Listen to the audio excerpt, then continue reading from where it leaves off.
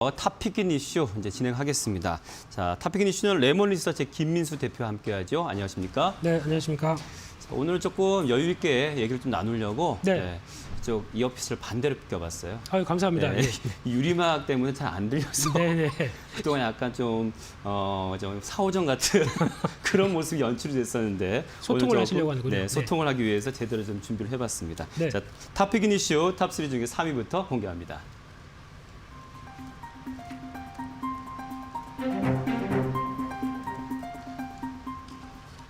네, 전 세계 친환경 정책 기조로 글로벌의 그 전기차 시장 그 확대가 지금 분위기가 있는데 거기에 또 우리 정부도 그렇고 기업들도 발빠르게 대응을 하고는 있지만 사실 그 충전 인프라에 있어서는 많이 부족한 게 사실이었습니다. 그때 그 갖고 온 뉴스가 보니까 서울시가 오늘 발표한 거네요. 네. 지난해 시내 주요 공영 주차장 그리고 관공서에 공영 급속 충전기 200기를 추가 설치했다라는 그런 소식이네요. 네. 일단 앵커님은 전기차 타고 계신가요? 아니죠. 타고 예. 싶네요. 야, 네. 타고 싶고 지나가던 차, 저 차가 내 차였으면 뭐 이런. 네.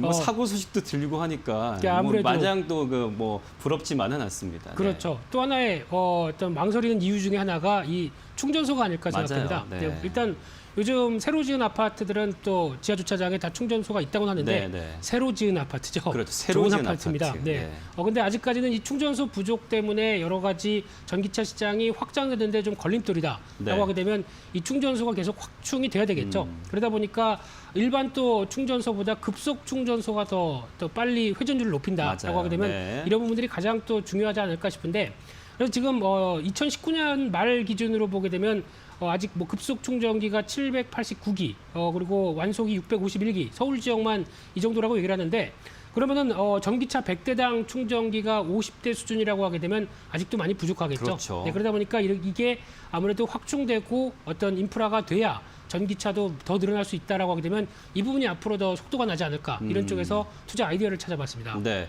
그러면 관련 종목으로는 어떤 종목을 좀 선택해 오셨습니까? 네, 관련주가 몇 가지 종목이 있는데 네. 그래도 가장 어느 정도 좀 덩치가 있는 회사라고 하게 되면 포스코 ICT가 아닐까 생각되고 있는데요. 포스코 ICT. 네. 이 회사 같은 경우 국내 1호의 전기차 충전 사업자로 알려져 있고 현대차나 BMW 쪽에 충전소 설치를 하면서 협력사 이력이 있다 보니까 이에 따라서도 계속 기술과 관련된 쪽에 기대감이 높은 상황들이고요. 네. 그와 함께 또 이 회사는 스마트 팩토리의 또 강자죠. 그래서 최근에 대통령도 계속 언급했듯이 스마트 팩토리에 대한 변화도 또 하나의 수주 가능성들이 계속 높아지고 있는 상황들이고요.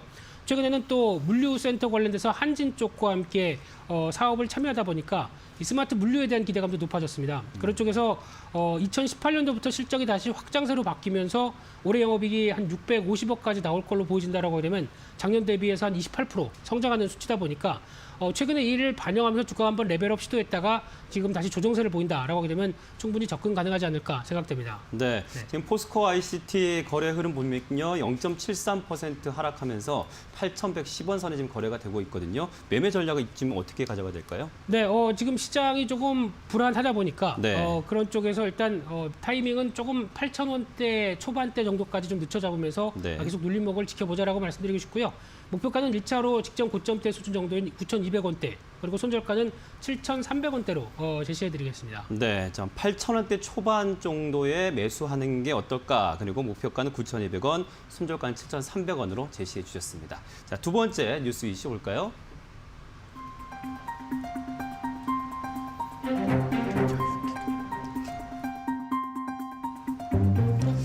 네, 한국 증시 시총 어떤 그 종목들 변화만 봐도 체질 개선이 되지 않았나 이런 생각이 드는데요. 특히나 IT 업종 비중이 많이 늘었습니다. 그렇죠? 네, 그렇죠. 일단 IT 하게 되면 또 생각나는 게 저희 2000년대. 네. 그때 같은 경우 앵커님은 20살이셨나요? 네, 죄송합니다. 네. 그때 한국 증시의 시총이 그 비교를 해보게 되면 그때 버블닷컴 때 가장 많이 시장에서 부각을 받았던 데가 네. IT 쪽이었었죠. 그러다 보니까 그때 이후로 시가총액 내에서 IT 쪽은 계속 비중이 줄었습니다. 그러면서 뭐 그 사이에 한 20년 동안 여러 가지 변화가 나온다고 하더라도 그래도 한국 증시 같은 경우는 IT 대표적으로 반도체 쪽이죠. 네. 이쪽이 굳건하다 보니까 여전히 한국은 2000년도 초반에 25%대 정도 유지하던 IT 비중이 지금은 한 63%까지 차지한다라고 하게 되면 시가총액 32 종목들 쪽에서의 변화가 그래도 대한민국은 IT 강국이다. 네. 라는 쪽이 여실히 드러나지 않나 생각되고 있고요. 네. 그런 쪽에서 보게 되면은 또 이제 반도체나 이 첨단 제조업, 특히 4차 산업혁명으로 가면서 나오는 여러 가지 변화가 시가총액에도 담겨 있다라고 하게 되면 계속 또 앞으로의 변화도 눈여겨볼 필요가 있을 것 같고요. 과거에는 대한민국이 제조업 강국이었는데 네. 그래도 이제 첨단 산업 강국으로 변하면서 나오는 시장에 대한 기대감도 같이 나온다라는 쪽도 눈여겨보셔야 될 것 같고요. 네, 여기 IT 업종에는 네이버나 카카오 뭐 이 서비스 업종이 포함된 거고 예. 또 삼성전자, SK하이닉스 이 전기전자 업종도 포함된 거고 그렇죠? 그렇죠. 네. 그렇습니다. 그러다 보니까 이 관련된 쪽이 일단 무엇보다도 성장을 하다 보니까 네. 그리고 또 뚜렷한 실적을 내다 보니까 그에 따른 변화가 또다시 재평가가 되면서 나오는 한국 시장의 레벨업을 했던 또 하나의 주역이라고 봐야 되겠죠. 네. 그런 흐름으로 봤을 때 또 하나 이제 금융업 같은 경우도 한번 체크를 해보게 되면은 중국을 제외를 하고 금융업은 2000년도 대비해서 좀 줄어드는 추세입니다. 돈이 중요한데 왜 금융 쪽이 많이 약해졌는지 모르겠습니다만 네. 아무래도 저금리 기조라고 봐야 되겠죠. 네. 이 저금리 기조 때문에 예대 마진과 함께 나오는 부분들이 아무래도 변화가 계속 뚜렷하게 이어졌다고 봐야 될 것 같고요. 네. 또 하나 헬스케어 쪽은 또 늘었습니다. 맞아요. 그런데 미국은 좀 제외를 하고 다른 국가들이 더 많이 늘었다라고 보게 되면 미국은 워낙 잘 간 쪽이 IT 쪽이죠. 그렇죠. 네, 그런 대형 IT 기술주들이 움직이다 보니까 상대적으로 위축됐지 여전히 헬스케어, 바이오, 제약 쪽은 계속 시장에서도 늘어나고 있는 추세다라는 쪽에서 잠깐 역사 공부를 해봤습니다. 네. 자, 그러면 그 선호하신 종목을 네. IT 업종에서 가져오셨을지 아니면 헬스 바이오 쪽에서 갖고 오셨는지 네. 궁금한데요. 어디인가요? 네, 삼성 전기 말씀드리고 싶은데요. 전기군요. 네, 그냥 네. IT 쪽 얘기하다 보니까 IT로 끝내겠습니다. 네, 네. 그래서 삼성 전기 같은 경우 일단 최근 들어서 부각을 많이 받고 있는 또 대표적인 IT 주자죠. 그래서 네. 삼성전자 못 샀으면 그 앞에 삼성도 들어가 있으니까 삼성 전까지 비슷하다. 그러면서 사시는 분들도 있고요. 네. 또 한 분은 삼성전자 살려면 삼성증권 가야 돼요. 뭐 이런 얘기도 하십니다. 네, 아닙니다.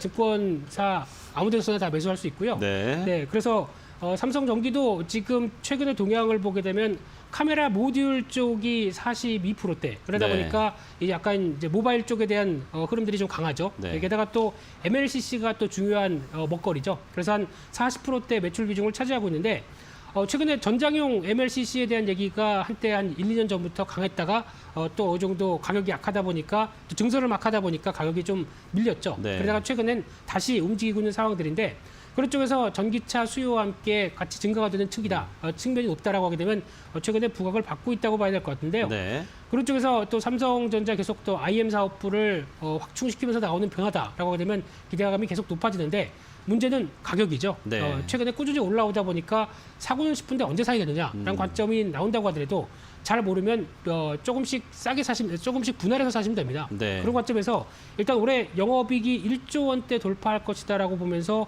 작년 대비해서 한 29% 정도 늘어나게 되면은 올해도 실적에 대한 걱정은 없다라고 하게 되면 눌린 목대 또 접근하는 게 좋겠다 이렇게 바라보고 있습니다. 네. 자, 삼성전기 지금 현재 흐름은 1.81% 하락하면서 18만 9,500원 선에 거래가 되고 있습니다.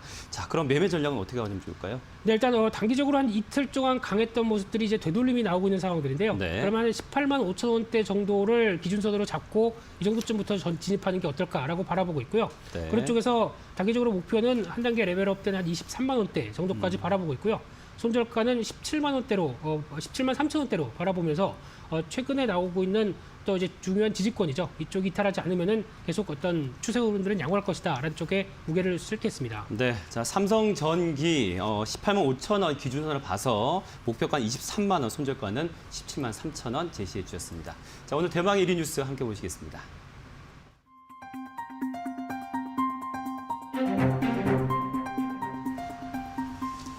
네, 지금 우리 증시의 기관과 그 개인의 매매 전쟁이라고 해도 뭐 과언이 아닐 것 같습니다. 뭐 개인은 계속해서 매수세 최고가 경신 이런 얘기가 나오고 있는데 기관은 또 역대 최대의 매도 얘기가 나오고 있습니다. 그런데 매도 이유가 있었네요. 네. 아무래도 요즘 보면은 개인들은 꾸준히 매수하는데 기관은 매도를 하다 보니까 개인들의 동학개미의 최대 적은 기관이다. 네. 뭐 이렇게까지도 표현하면서 주가가 계속 가는데 왜 가만히 있으면 다 해피한데 네. 왜 이렇게 팔아요? 라고 질문하시는 분들도 있습니다. 근데 중요한 부분은 일단 주가가 오르면 오를수록 기관 입장 쪽에서는 일단 무엇보다 펀드 환매가 늘어나죠. 그러다 보니까 그에 따라서 개인들 또 심리가 반영돼서 내가 펀드에 맡기느니 그냥 직접 운용하겠다라고 하다 보니까 맞아요. 펀드를 환매하죠. 네. 그런 쪽에서 나오는 매물도 상당히 크고요. 또 하나 이제 시장을 따라가다 보니까 어느 정도 한국 시장에 대해서 뭐 한 10% 정도 비중을 갖고 있다라고 하게 되면 시장이 올라가면서 커집니다. 네. 그래서 12%, 13%까지 커지다 보니까 이 더 커진 부분들을 덜어내는 과정 쪽에서 또 매도가 나온다라고 봐야 될 것 같고요. 게다가 기관은 또 펀드 자금들이 계속 줄어들다 보니까 뭐 고유자산 운용이나 이런 쪽으로까지 운용할 수밖에 없는데 여기서는 또 아무래도 성격상 단기 매매를 많이 합니다. 단기 매매 좋아하는 게 또 기관이다라고 하게 되면 이런 흐름들로 봤었을 때는 아무래도 어떤 당장의 기관의 변화를 기대하기 좀 힘들 것 같고요. 어느 정도 또 시장이 좀 조정을 받아야 그때 좀 움직이지 않을까 생각되고 있는데 아직까지는 너무 큰 기대를 안 하는 게 좋을 것 같습니다. 네. 자, 그러면 관련 종목으로 어떤 종목 선정하고 있습니까? 네, 그래도 기관이 매수하는 종목이 무엇일까라고 네. 찾아보다 보니까 오늘 지금 아침에 네. 제가 만들었거든요. 대덕전자가 좋아 대덕전자요? 보여서 예, 네. 말씀을 드리는데 좀 당황스럽습니다. 오늘 주가가 많이 올랐습니다. 그래서 그러네요. 지금 네. 당황하실만 하네요. 네. 목표가도 장중에 찍었습니다. 네. 그러다 보니까 좀 당황스럽긴 한데 주가가 가는 이유가 있다고 봐야 될 것 같고요. 이 회사가 이제 PCB 관련된 회사인데 특히 과거에 이제 메모리 반도체 관련된 회로 기판 같은 경우는 어느 정도 메모리 쪽이 호황이어도 들어가는데 한계가 있습니다. 근데 네. 비메모리 같은 경우는 다양하죠. 네. 어떤 여러 가지 부분들이 많기 때문에 이런 흐름들 쪽에서 수요가 늘어나게 되면 수혜를 받을 것 같고요. 네. 또 DDR5의 수혜다라고 하게 네. 되면 일단 주가에 대한 기대감은 높다라고 네. 봐야 될 것 같습니다. 네, 매매 전략도 바로 말씀해 주시죠. 네, 일단 목표가는 17,000원 정도로 봤는데 오늘 찍었다 보니까 아마 지금 15,000원대 밑에서는 매수 타이밍을 가져가는 게 좋을 것 같고요. 네. 추가적으로 한 2만 원대 부분까지는 갈 수 있겠다는 관점 쪽에서 실적에 대한 기대감이 높다라고 말씀드리겠습니다. 네, 지금 대덕전자 16,150원 선에 거래되고 있습니다. 급등했는데 목표가 2만 원까지 봐주셨습니다. 자, 탑픽인 이슈 레몬 리서치의 김민수 대표와 함께했습니다. 고맙습니다. 감사합니다.